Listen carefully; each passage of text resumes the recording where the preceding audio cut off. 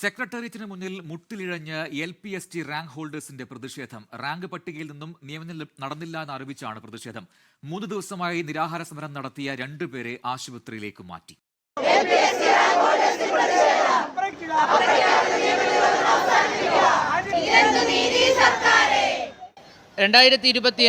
May 31 LP school teacher rank പട്ടിക PSC പ്രസിദ്ധീകരിച്ചത്. Rank പട്ടികയിൽ നിന്നും നാമം മാത്ര നിയമനമാണ് നടക്കുന്നത് എന്നാരോപിച്ചാണ് റാങ്ക് ഹോൾഡേഴ്സ് കഴിഞ്ഞ 3 ദിവസമായി സെക്രട്ടേറിയറ്റിന് മുന്നിൽ വിവിധ സമര പരിപാടികൾ സംഘടിപ്പിക്കുന്നത്. റിലേ നിരാഹാരമടക്കം സമരങ്ങളിൽ ഏർപ്പെട്ടിരുന്ന ഇവർ ഇന്ന് മുട്ടിലിഴഞ്ഞാണ് റാങ്ക് പട്ടികയിലെ മെല്ലെപ്പോക്കിനെതിരെ പ്രതിഷേധിച്ചത്.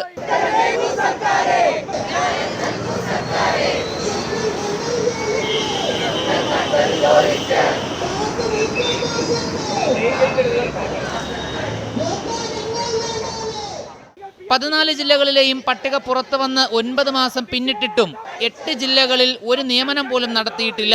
കൂടാതെ ഈ റാങ്ക് ലിസ്റ്റിൽ ഉൾപ്പെട്ട മിക്ക അധ്യാപകരും പരീക്ഷ എഴുതാവുന്ന പ്രായപരിധി പിന്നിടാറായവരാണ്. സമരം തുടങ്ങി 3 ദിവസമായിട്ടും സർക്കാരിന്റെ ഭാഗത്ത് നിന്ന് ഒരു അനുകൂല സമീപനവും ഉണ്ടായില്ലെന്ന് സമരക്കാർ പറയുന്നു.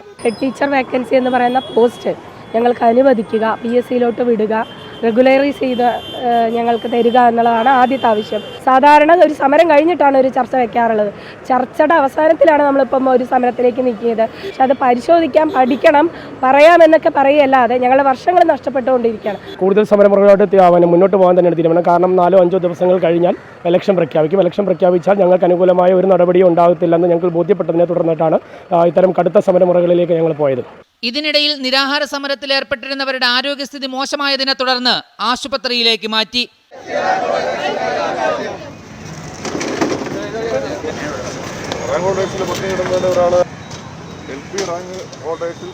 പിന്നാലെ മറ്റൊരു റാങ്ക് ഹോൾഡർ നിരാഹാര സമരം ആരംഭിക്കുകയും ചെയ്തു. ഈ റാങ്ക് ലിസ്റ്റിലെ പ്രശ്നങ്ങൾ പരിഹരിക്കപ്പെടുന്നതുവരെ റാങ്ക് ലിസ്റ്റിന്റെ കാലാവധി നീട്ടണമെന്നതടക്കം ആവശ്യങ്ങൾ ഉന്നയിച്ച് വരും ദിവസങ്ങളിലും സമരം തുടരാൻ തന്നെയാണ് ഇവരുടെ തീരുമാനം. 24 തിരുവനന്തപുരം. ലോകത്തെവിടെയായാലും ഏത് സമയത്തും 24 വാർത്തകളും ഓഗ്മെന്റഡ് റിയാലിറ്റി പാക്കേജുകളും എക്സ്പ്ലെയിനറുകളും വിശദമായി കാണാൻ ഞങ്ങളുടെ YouTube ചാനൽ നിങ്ങൾക്ക് സബ്സ്ക്രൈബ് ചെയ്യാം.